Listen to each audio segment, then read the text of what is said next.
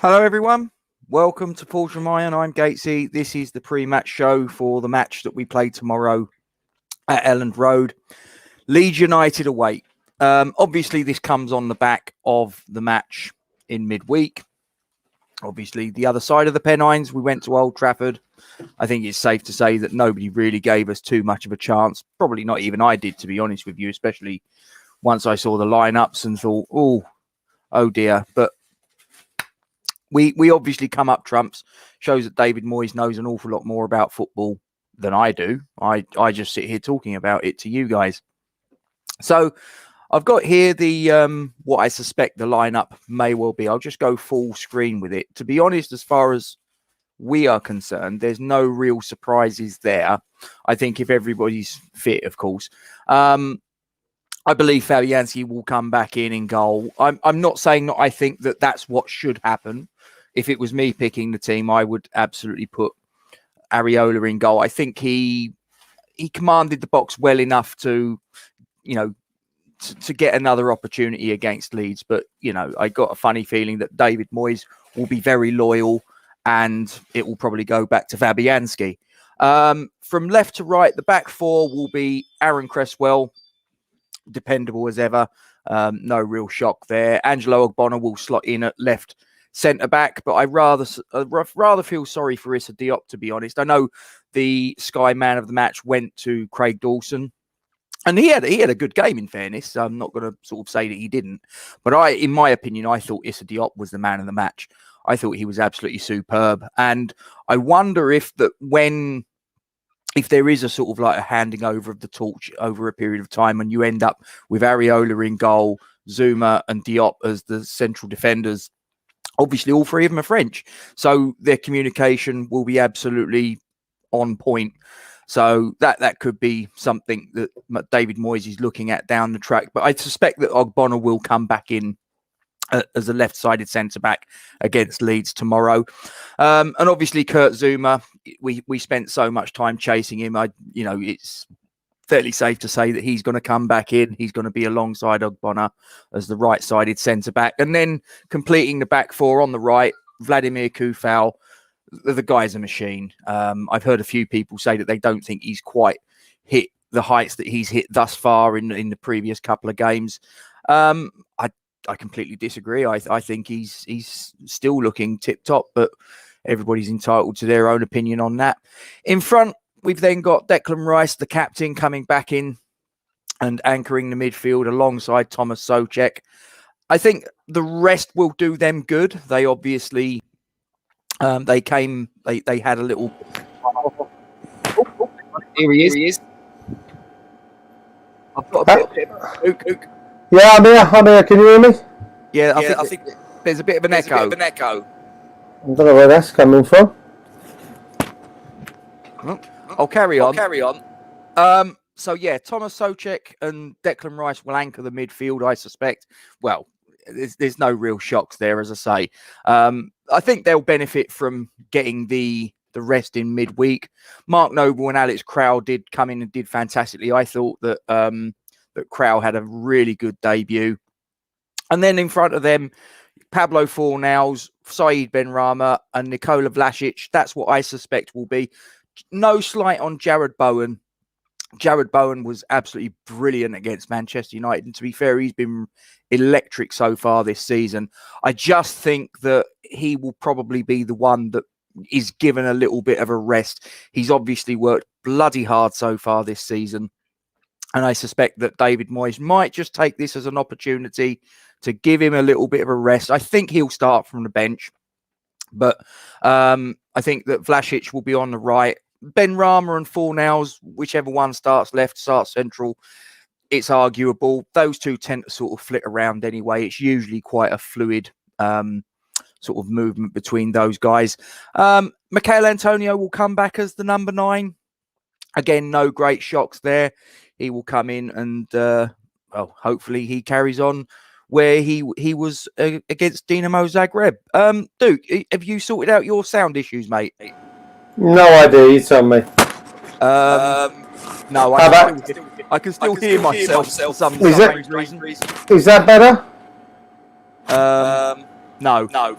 I can still hear myself coming back through my earphones. It's weird. Anyway, I've got my headset. No, it's okay. We'll carry on, mate. It's okay. We'll carry on, mate. So, looking at that lineup, is that pretty much what you think we're going to go with? And if so, is that what you'd go with? Yeah, I think you nailed it a minute ago when you said about Bowen. He ran his testes off the other night. He was it's absolutely, for me, one of the standout players on the pitch for the amount of ground he covered. Listen, he's not going to play the same as Antonio, but doesn't have the strength behind him. I'm not saying he's lightweight, but he's not Mikel Antonio. And I think I said to you when you came in after the game, mate, I'm surprised we didn't see Antonio come off the bench, just because I felt that we lacked a little bit of strength up front in holding up the ball. I said that to you when you came in. So, the only change that I think I might see in there, and we may see a little bit more often over the course of the season than I think people are actually going to give credit for, will be Ogbonna and Diop. That's what I was saying. Swapping places. Just before I came on, right, I must have missed that then, sorry. But yeah, that's what I can... That's the only other bit that I can see. I think the Zuma Diop partnership is going to be, I think, essential next season. May not be this year, but I can see them being the key partnership in there. We discussed it before, Rob, about the language. They speak the same language, although football is a universal language, and they still speak the same language. So I think that's going to help us massively going forward. And I think Zuma, I thought he will bring out the best in Diop. I thought again. Jesus, it was the ice machine. What the hell was that? That was the ice machine producing ice. Don't panic. I just think that that could be it, and I think you're spot on there with a starting lineup. And Areola as well, because he's French as well, isn't he? So if those listen, I could even see him starting ahead of Fabianski tomorrow. To be honest with you, I really could. Yeah. I think he had a really good game. Again, you and I discussed post-match in the pub that he commanded that 6-yard box, and that's been one of my key problems with Fabianski so far. He doesn't command. I remember, I think it was Sancho got down the right wing and pulled the ball across the box, and all right, it was inside the 6-yard box, but who was there claiming it? Areola was there, bang, he was down claiming that ball in his 6-yard box. He wasn't dicking around. This is my area, I'm taking care of it. So, listen, it's going to be no easy game tomorrow. Let's not mess around. Let's be perfectly honest. Leeds are no pushovers. They've got a player that I would have loved to have seen at West Ham in Dan James. There's a couple of other players in there, that are going to push us all the way. I know that from what I'm understanding, that Rafinha and Bamford are possibly. My information is that Llorente, Koch and Bamford are all out. Right. Struya is suspended. Yes. But Ayling, Harrison and Rafinha could be involved depending on the next 24 hours or so. Well, listen, they're good players. They're going to be missing some key players. We look like we're bar Bowen, and no disrespect to Bowen, but I think him and Vlasic are on par. So let's say we're putting out a full lineup tomorrow, regardless. So we'll see, won't we? We'll see. Yeah. And just to show you that what I've cobbled together for Leeds, this is what I suspect they're going to go with. So they're going to have Meslier in goal, a back four from left to right of Julia Firpo, Liam Cooper, Luke Ayling and Stuart Dallas. Stuart Dallas, I think, brilliant player myself. I think he's very, very underrated. Rate him very highly. Very, very highly. He can play everywhere, can't he? Yeah, listen, they've got an 11 there. Now, we talk about it in terms all the time, don't we? Players that will get into our starting lineup is how we benchmark the teams that we come up against, and I look at that back four, and although Dallas is a fantastic player and I rate him very highly, I keep Sufal. Ayling and Cooper, nope, thank you very much. Firpo, yes. I think Firpo does get into my starting lineup ahead of Cresswell, just because I can. And Melier, this is going to be Fabianski anyway. So, that back four, they don't get in. Firpo maybe gets in ahead of any of what we've got. So, yeah. Yeah, fair enough. And then we got the midfield anchor, just in case anyone misheard me. Anchor. I mean, I wouldn't call Phillips that in the slightest. He's a brilliant player, really cracking player, holding the midfield there on his own. And then you mentioned him a little earlier that you'd quite like to see him in claret and blue. Daniel James on the left, Rafinha on the right, and then Klitsch and Roberts central mid, and then up front on his own, Rodrigo. Your thoughts on if that's the 11 we face? Yeah, I mean, listen. Again, you go through that side, the rest of that side, and Phillips. I think it's a toss up between Phillips and Souček. I think Souček offers us a little bit more going forward. But the rest of those, Dan James, yes. Just for, I think his pace going forward is a little bit more than Fornals or Vlasic and Bowen. Yeah, I mean they're not fantastic individual players, are they? But as a team, they work hard for each other, and they will give us a run for our money, mate. I really do think that they're not a bad team unit. I know what we say about what Moyes has created for us. They've got the same work ethic there, and they will always cause teams problems. Yeah. And just looking there, that's our historical record against Leeds United. Listen, history is gone. You can't do anything about it. But that doesn't look great, does it? No. I mean, listen, grand scheme of things, mate. I couldn't even tell you when the majority of those games were played. Where a majority of them games played when it was the big Leeds side.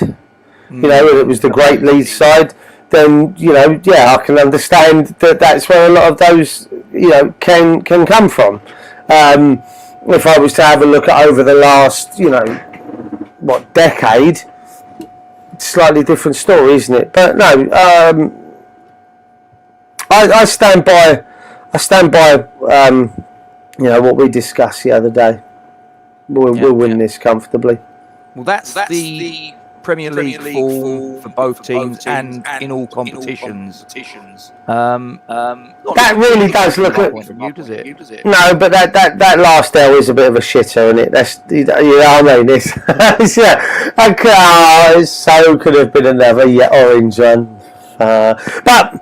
We can't. If I'm honest, we can't be downhearted. We've got to pick ourselves up off the carpet in the Premier League, as it were. I know we had a fantastic result at Old Trafford the other night, but again, both sets of teams were flipped, weren't they? So thanks for showing me. Yeah, so look, the last decade we've drawn 2-1-2. Yeah, that's the last 10. Yeah, I'm talking about the last decade though. So we drew 2-1-2. So they haven't beaten us in 10 years. Yeah, that's fair enough. One way of looking at it. Evening, Luke. I mean that sort of like an awful lot of it is. I mean, it goes back to 2001. Right. Yeah, I mean, listen. As I said to you, I didn't imagine that we played them a great deal. If you have a look at those early 2000s when. Let's be honest, we weren't great, were we? What did we go on a run where we didn't beat them in 8 games? And that took 20 years, best part of 20 years, So, yeah, it's what it is. Yeah. Got some nuggets for you, Duke. Some nice juicy nuggets. I love a nugget. Here we go. Right. So Leeds lost this exact fixture, 2-1 last season. They've never lost, however, consecutive home league games against us in their history. So we would create a little bit of history if we win tomorrow. Yeah, I mean, again, I don't think we've got much to worry about, Rob. I know that sounds bad. They'll give us a game on their day, but I just think, if I'm honest, we're buzzing, we're flying, our tails are up. You know, it's been a great start to the season. We had the balls up against United. Sorry, that'd probably be me. We're getting feedback echo. I will mute myself when I'm not talking. Hang on. Is it me? Is it you? Is it me? What are we getting now, boys? In the chat, tell us. You mute. I'll mute, and we'll do it that way. We'll have some fun. No, I mean, flying, cut off the back of a great cup result. All right, teams have changed, but you know, you're gonna. We discussed this. We're gonna have to. I think we're not going to worry too much about. I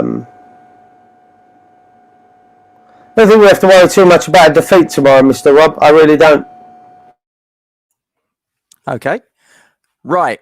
So, next little nugget for you to get your teeth into, Duke. So, we have won both league meetings against Leeds last season, as we know.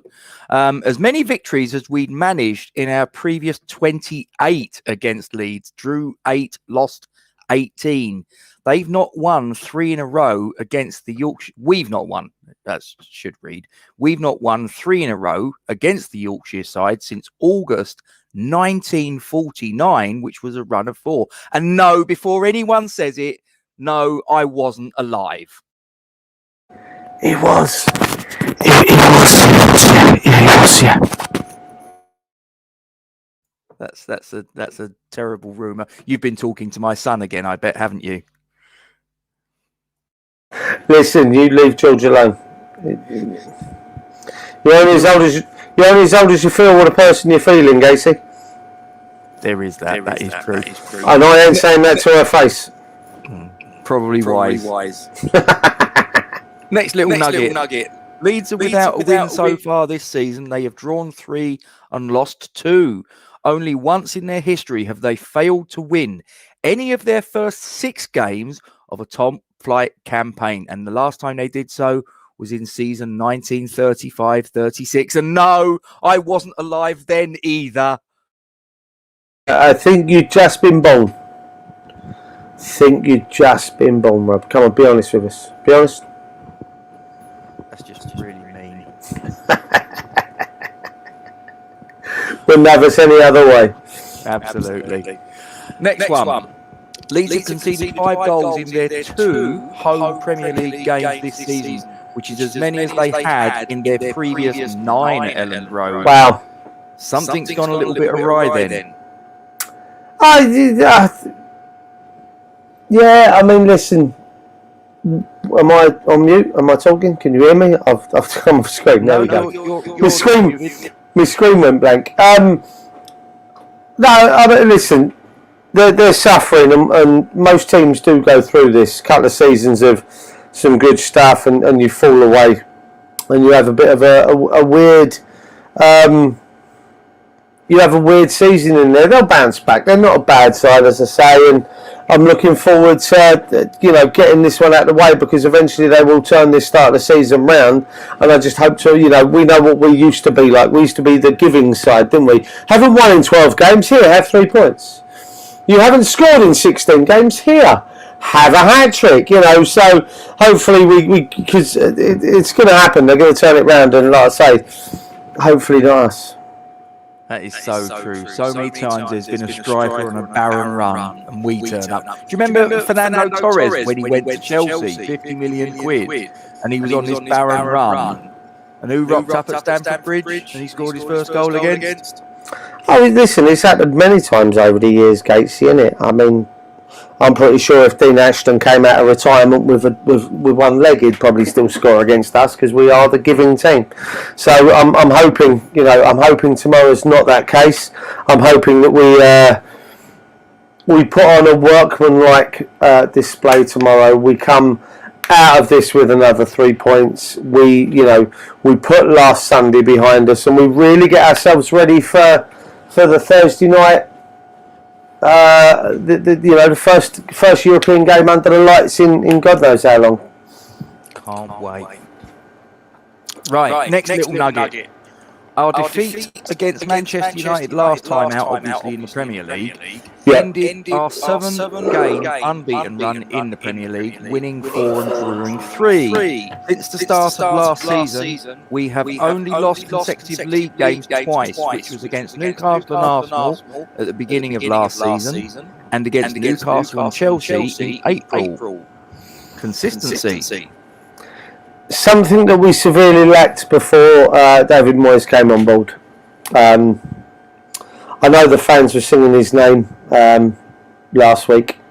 No, in my opinion, it should have, could have, and should have come significantly earlier. But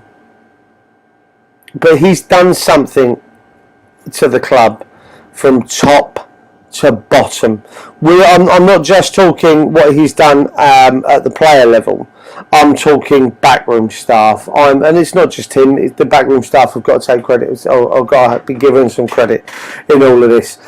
But it runs right the way through to the very, very top. He's put his foot down with Gold and Sullivan and Baroness Minch to say that, enough's enough. You're not taking the piss out of this club anymore.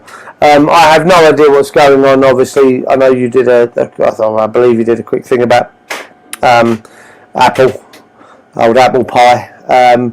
But if Sullivan did say that and he doesn't want to sell the club at the moment because the time's not right with the way the club are playing.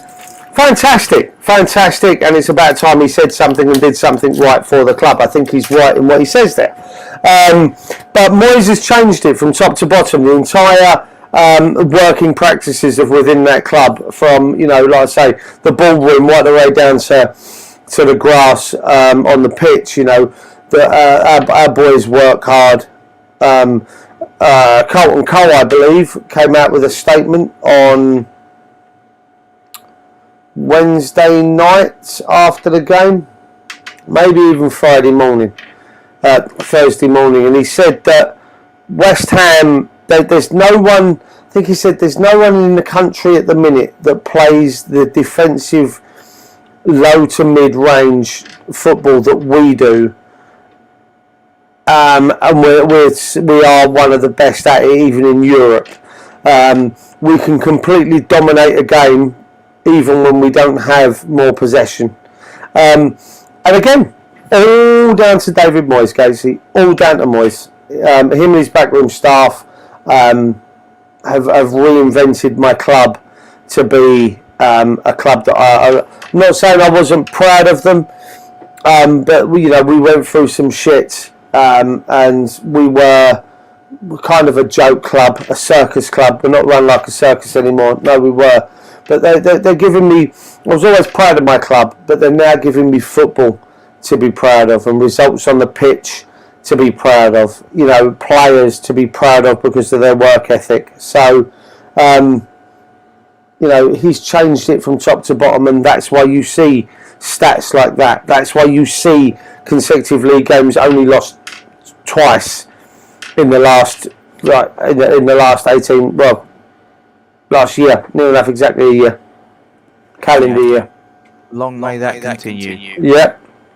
Next little nugget. Leeds have faced more shots on target than any other Premier League side this season, 35, with only Newcastle with 13 and Norwich with 14, shipping more goals than the Whites so far. At the other end, 47% of Leeds' shots have come from outside the box, 33 out of 70, with no side having a larger share of their attempts from distance than Marcelo Bielsa's side. Duke, discuss. Will suit us down to the ground tomorrow. Really will. They can have, and listen, I always used to say to kids that I coach and my brother when I coached him and his football teams, it's going to take something special at the back of the net from distance. It really is. It's got to be placed absolutely perfectly. There's not many players that are consistent from that range, shall we say. That will suit Moyes down to the ground if these guys are lumping in from range. And let's be honest, the way we defend and the way we get players behind the ball, that's the only place it's coming from tomorrow. Yep, fair point. Okay. Since the start of last season, we have scored more goals from crosses than any other side in the Premier League with 20, with the Hammers leading the way for cross-assisted goals in both 2021 with 16 and so far this term with 4. That's impressive. Yeah, it is. As long as Antonio's fit and playing. We don't do it when he's not there. And there's a reason for that, obviously. He is such a presence. But we can't keep playing the same way when he's not playing. We need to have a plan B. I get that by playing one way consistently, it becomes second nature. Muscle memory, if you will. But you can't.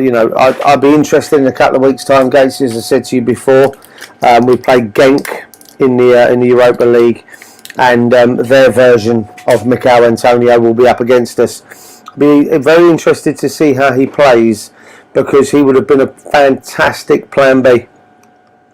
Paul Onuachu. Yeah, I think he looked decent. That fella that I'm not going to try and pronounce his name because I'll get it wrong. Fair enough, mate. Okay. West Ham's Mikel Antonio has never scored in 9 previous league games against Leeds. He hasn't faced an opponent more often without scoring in the English league. Well, tomorrow would be a good time for him to break that duck, wouldn't it, Duke? Fucking true, right? Never scored against Leeds. That's madness. Absolute madness. Yeah, it's the opponent he's faced more often without scoring. But as I say, tomorrow might be the day. Oh, listen, I will lay my money on him scoring at any point tomorrow. I will. Busting his butt to try and break that, wouldn't he? Oh, we will, yeah. And listen, I will put my money. I don't think it's going to be 40-1, Gatesy. Steady. Hey, I was being nice. I didn't say nothing, did I?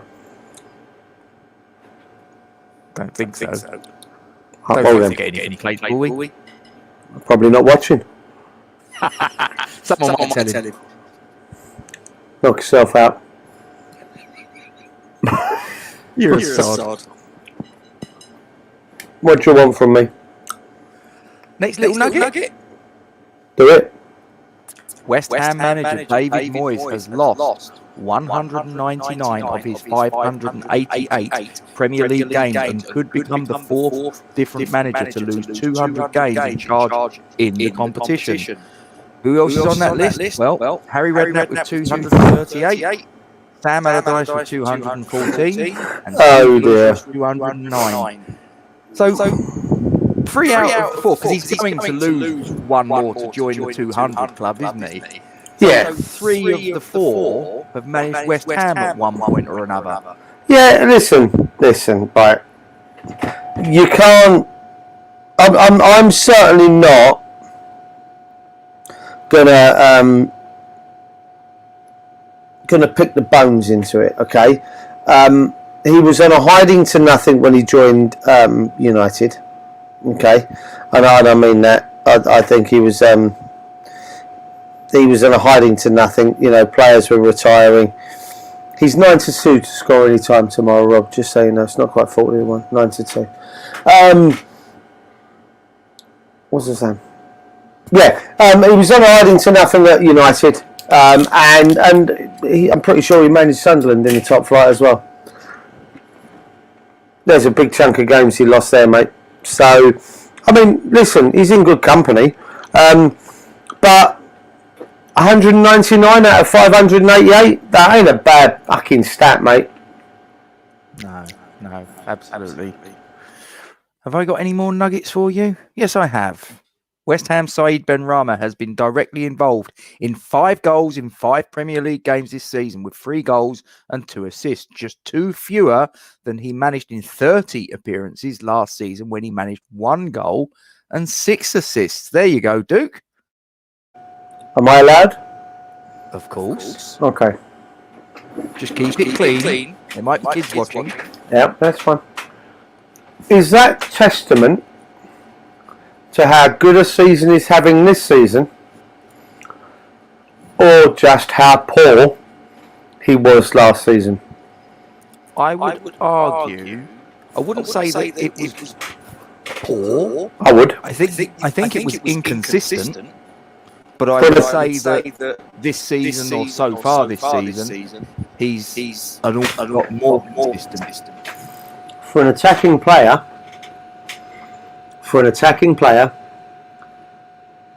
those stats are shit. For an attacking player that does all of his magic in the final third of the pitch, as a player that was only involved in 7 goals in 30 games last season, is diabolical. It's not good enough. How many of those 30 appearances did he complete 90 minutes? I don't give a monkeys. That's still 30 appearances. Now, that being said, the Saeed Benrahma that I am seeing this year is a completely different prospect. The Saeed Benrahma that I am seeing this year is absolutely outstanding. The Saeed Benrahma that I'm seeing this year, as Happy Hammer has turned around and said there, will get between 10 and 15 goals this season. And I wouldn't be surprised if he gets double figures in assists as well, because he's been absolutely first rate. And everything that I said about him last year wasn't wrong. What I will say is the Benrahma this year will get all of my plaudits because I think they deserve. Jesus Christ. Ice machine's wallop, isn't it? Yeah, the ice machine's empty, so obviously we've been having issues with it. So now it's filling itself up. So the ice is actually falling into an empty ice well, and obviously the echo. The side Benrahma we're seeing this season is a complete turnaround from what we saw last season, and long may it continue. I'm not saying I didn't want him sold. I'm not saying I didn't want to keep him. I'm not saying that I think he should have moved on. I'm not saying that I didn't think he could be the next big thing. I said that at the time he wasn't the player that I thought he could be, and wasn't the player that we needed him to be. This season, he's being exactly that. He's being the player we need him to be. He's being the player I want to see out there. He's getting himself into positions where he can take a shot. The goal against United on Sunday, prime example. Okay, we got lucky. He deliberately kicked it into Varane's midriff to move it across the goal to the other side. I thought it was great vision by the fella. I saw Ronaldo on Sunday do, I think it was about 8 step overs in about a 2.5 second period, and then pass it sideways while he was on the edge of our box. IDT, and I saw Benrahma go and try and penetrate and try and score the goal, try and be an attacking player that was going to make things happen. Long may it continue. I think he's been amazing this season. How do you think the game's going to play out, Duke? Where's the game going to be won and lost? And what's your score prediction? Game's going to be won and lost in midfield. I really do believe that. I have a feeling, sorry, I'm chewing on a sweet. Let me get rid of that. Much like Italy, much like Italy in the Euro final. Started one way, realised it wasn't working, and changed it. We were dominating the midfield, England this was, and Italy compacted the midfield and overrun us. Now, if you look at the way that they could possibly set up, they could possibly set up with a 5-man midfield, 3 in the middle and 2 wide players. But those 2 wide players have the ability to push in, so they could actually end up playing a 4-5-1 as such, and causing us a hell of a lot of issues in the middle of the park. And by still having the 2 wider players that can cause damage, Moyes might have to try and think outside of the box. But then that's being said, as Carlton Cole said, we don't have to have possession to control a game. As long as we can set up right and set up defensively and be solid, I have no concerns about tomorrow, and I reckon we'll run out 3-1 winners. I'm going to agree with you on your assessment of where the game will be won and lost. I think midfield is where the battle will be won and lost, absolutely. I'm not going to agree with you on the scoreline, however. I'm not a million miles away from you. I'm going 2-1 West Ham. Yeah, I could. Like I said, both are possibilities. Well, both are very much possibilities. That awful sound in the background was my ice machine epic. The big old rumbling was my ice machine. I'm having to do this from my office, so if my team need me on a Friday night, they can give me a shout and I can go running back to the bar to help them. Is there an echo when I'm speaking now, Epic? I'd be very interested to know. Okay, Duke, I think we're going to wrap it up there. We've got 36 minutes out of it, and you're probably busting to get back to the bar. They're probably itching for you to get back, I would guess. Yes. I'm looking up at my cameras. That's me then, Epic. I just have to hit mute when I'm not talking. I'm keeping an eye on my cameras up here. They've got a few people at the bar, so they may or may not need me. If they don't, I'm going to go back to watching Game of Thrones again, if I'm honest. But yeah, they look all right out there, to be fair. That's what happens when you're a manager. You can lounge around and you can send your minions around to do your bidding, can't you? Hold your horses. You can say that, but I am so short-staffed at the minute that I have worked 7 days this week and put in so far. If everything is like it's meant to be tomorrow and Sunday, I will have worked 81.5 hours this week in a 7-day period. I am on my rear end. I'm not going to lie to you. As you said when you came in the other night, mate, you look. Yes, I have. Yes. But it is what it is, isn't it? We do it. As a labourer, I love this job. I love bar work. It was something that I was born to do. And also when you look at it, I'm born to talk to you beautiful people over the internet on a few nightly a week basis, a few nights a week basis. And guys, how are we doing now for numbers? Anyway, the last time I checked, we were 924. 926 last I looked. Oh! It's not bad, is it? Not bad. Edging ever closer. Only another 74 if my maths is correct. Yeah, I mean, listen, I will take if we can get to. I'll be honest with you. I felt getting to 1,000 by Christmas when we started this malarkey back in February. I thought 1,000 by Christmas was a very tall order. Was quite considering we were fledgling and talking to other channels and stuff. I thought it was going to be quite difficult. Spoke to Scott from West Ham Fan TV, and he said that we seem to be flying. Our numbers are really good for what is considered to be quite a fledgling channel. When I spoke to him at the time, and I think that was when we were at about 7,500. So to be where we are is obviously testament to the guys that are watching. Everyone that's watched so far, everyone that's liked and subscribed. Gatesy, I know you gave me the perfect tool for me to be able to use in my pub when I see some West Ham fans come in. And like last weekend, I was out and about in London, around London Bridge, and saw several people in West Ham shirts over my 3 days in London, and was a bit pissed off that I couldn't give them, our Forge from Wine business card. But you created something, sir, didn't you? I did. I was busy. I went and because I took my son, as you know, he's already started uni. And took him to uni just for a dummy run. It's not sort of like the other end of the earth. He's going to travel there and back. And Spence, do appreciate that, mate. It really is. Yeah, very much so. Thank you. Yeah. And there was a flyer on the wall, and it was like it had a YouTube channel, it had like the various social media platforms, and it had a QR code in the middle. And I thought, oh.